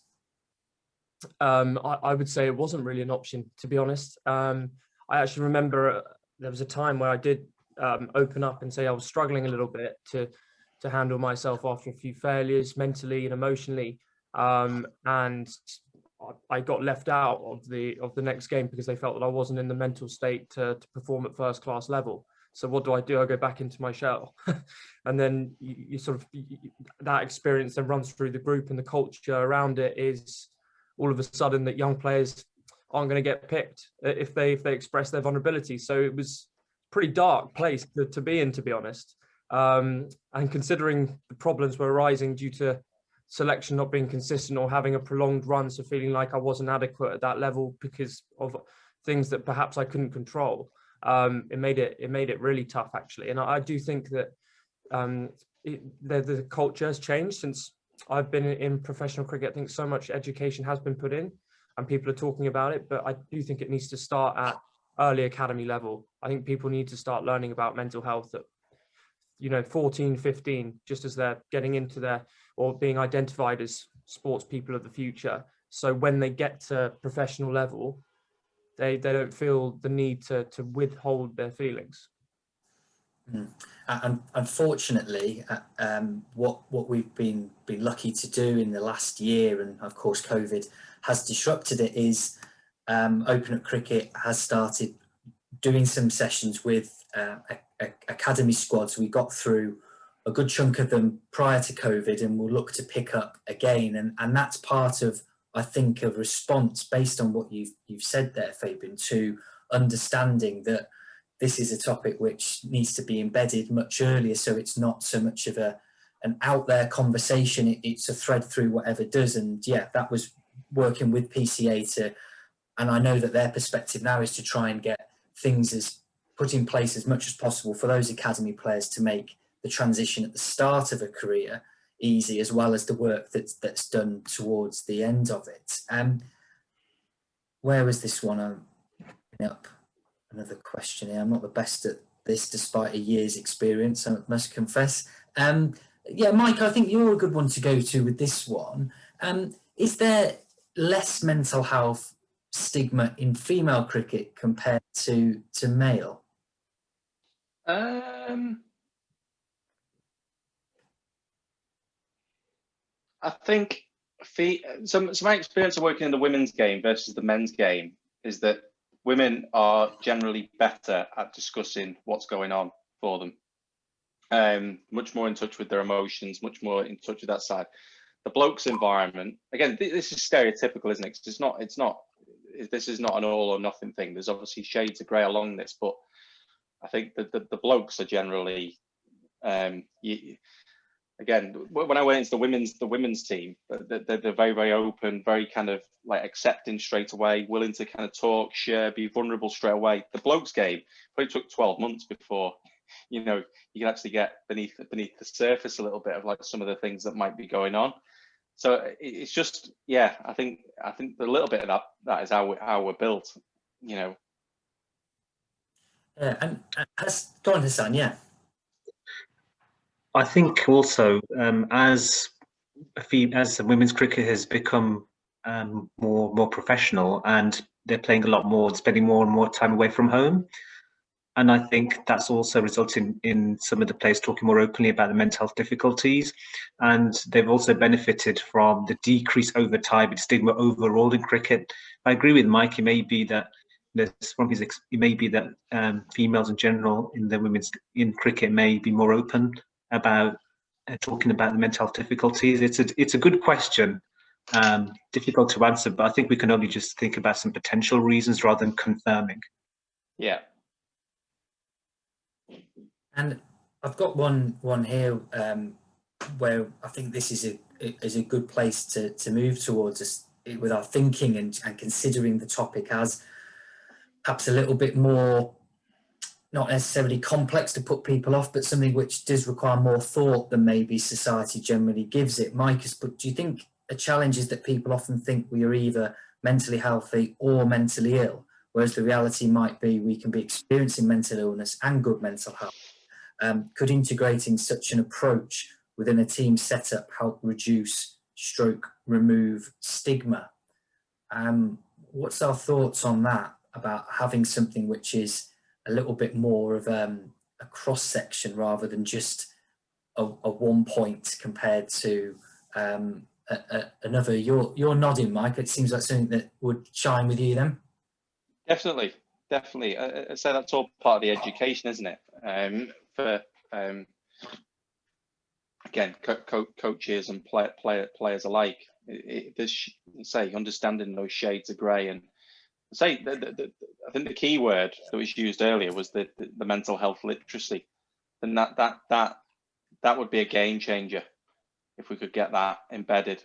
And as part of the, I think I don't know who mentioned it a little bit earlier, just saying about education starting at sort of ages 14. you know, I think was it Fabian who mentioned that, you know, and starting that literacy early, you know, and actually embedding it in part of the coach development as well, you know, as much as anything, you know, like with and probably some of the, you know, the more early parts of that coach development, rather than that being sort of your level 3, level 4 practitioners, actually that coming down to actually your level 1, level 2 practitioners. I think just to add to that, I suppose the identity mapping stuff that we spoke about, you know, we've been introducing that as kind of part of that mental health literacy, because, you know, the power of groups, the power of identity, the shifts in identity that we have, you know, we're starting to see how valuable that can be. And that talks to some of the questions that were posted, that, you know, we would get parents to do that, coaches to do that, as well as players, because it's just a really useful exercise to be able to gauge what competing demands have I got, what are some of the stressful groups or identities that I'm a part of. And so I think in terms of that mental health literacy, you know, it can include sort of the individual difference type stuff, but also some of the social psychological principles as well that we talk of. And I think, you know, just echo what Mike has said, that, you know, just at that general education around mental health and well-being, you know, like and acute versus chronic. And I think there is still this misunderstanding in terms of the language that people use. You know, you get in on a Monday after having lost on a Saturday, and a player will say, "So how are you?" "Oh, I'm depressed." This guy, well, okay, so are you are you really depressed? Like, why are you depressed? Well, we got hammered on Saturday. We got absolutely battered. Okay, so maybe you're not depressed. You're sad, or you're angry, or you're frustrated. And I think there's still a bit to sort of pull apart there around the terminology that people use to label their emotions. And again, that talks to the literacy piece, you know, making just people understand that when they use these adjectives to describe these emotions, are they accurate? In terms of some of the irrational belief stuff we see people being completely incongruent with their language. You know, like, oh, if I drop a catch, this is awful, it's terrible. You know, you get people to look up a definition of that, it's Armageddon and tsunami. So there's a complete incongruence between the language you use to describe situations and actually the situation we find ourselves in. I think that's part of our work is trying to get people to understand those things.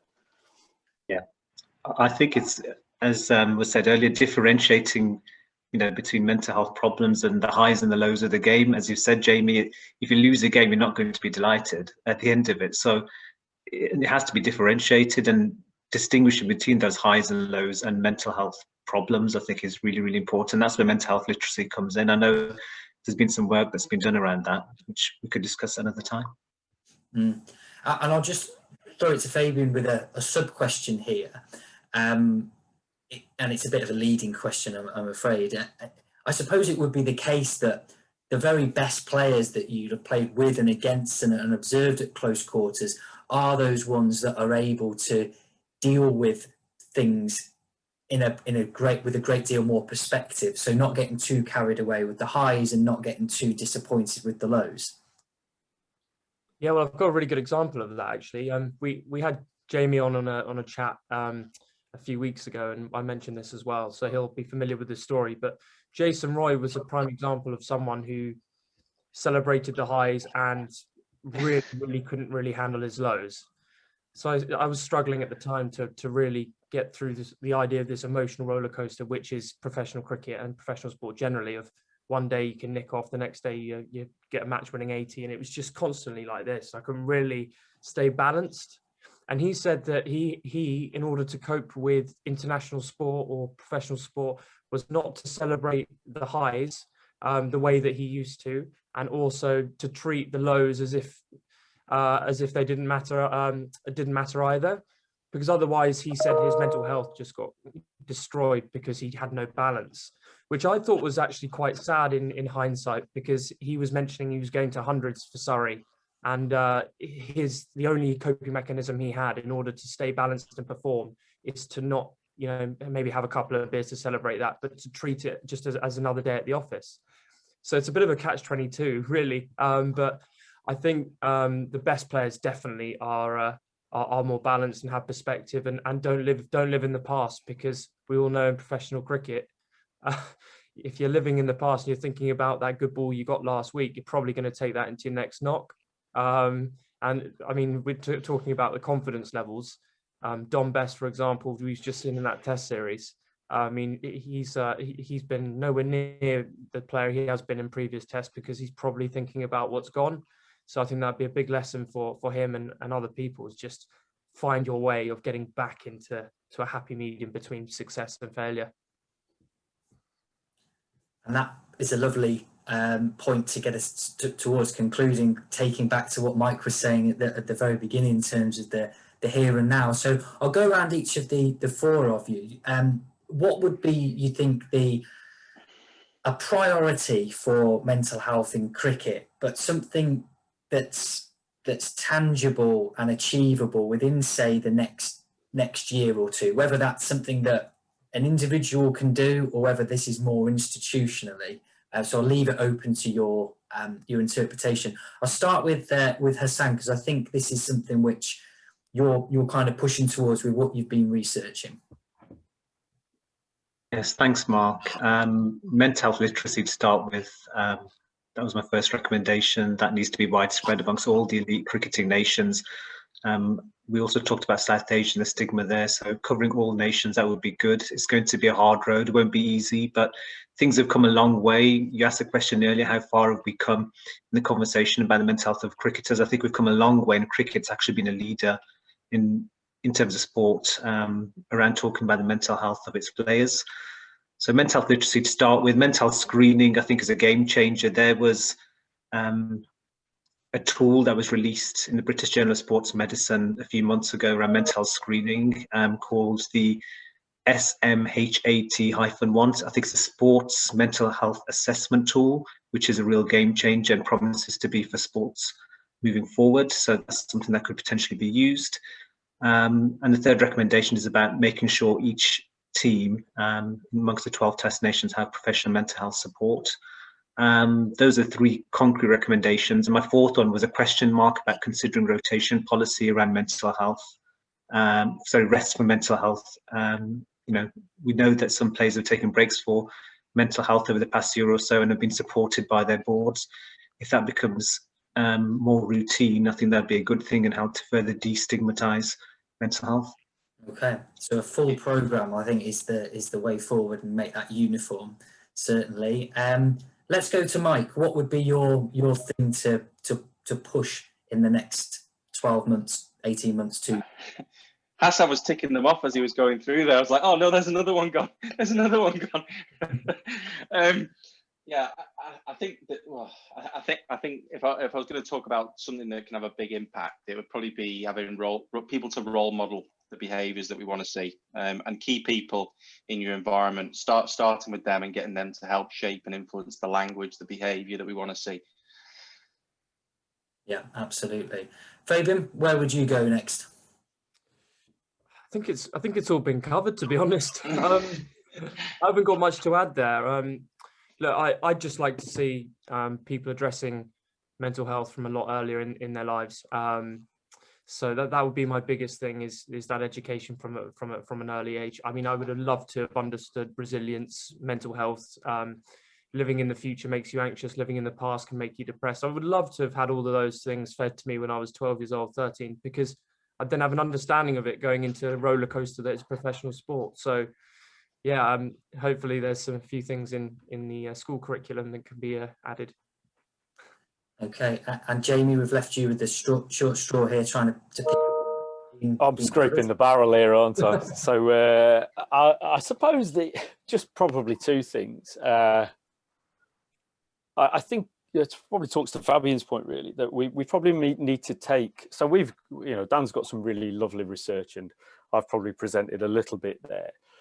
And certainly our ambition for that and other projects is to kind of go, okay, we can capture this information, but what on earth does it mean for practitioners, and also the intervention stuff? So we need to think carefully around how we intervene, how we can make a difference to cricketers. So I think that translation piece is quite crucial, whether that be infographics, whether it be role modeling, whether it be, like getting people to do reflection or whatever it is. I think there's some stuff there.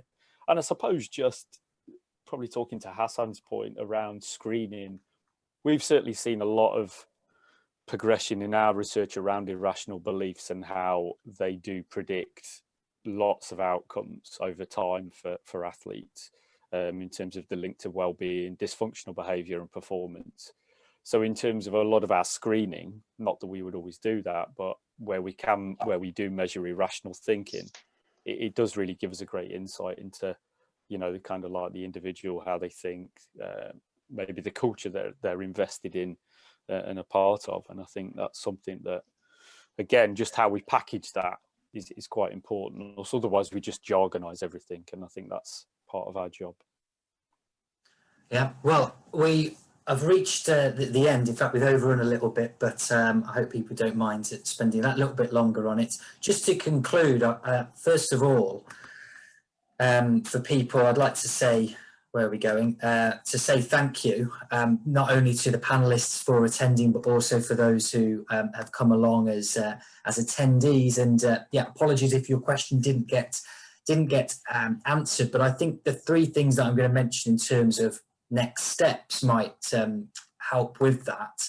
Of course, keep in touch via social media, and there's lots of things that are coming up in the future, which in its own way addresses some of the things that have been mentioned by panelists in terms of the conversation around mental health, some things around that literacy that Open Up Cricket does, but also others across the sporting and cricketing world do as well. And with that in mind, what we're setting up is and this probably title is going to change because it doesn't sound too exciting, Mental Health in Cricket Review Group, which really is just an opportunity online to start with, to have some extra webinars and content and things shared that can help people wherever they're involved in cricket, whether it be recreationally, as a fan, as someone supporting players, whatever position we're in, to be able to just get your teeth into it a little bit more, because I think there is appetite for people to develop their understanding in that.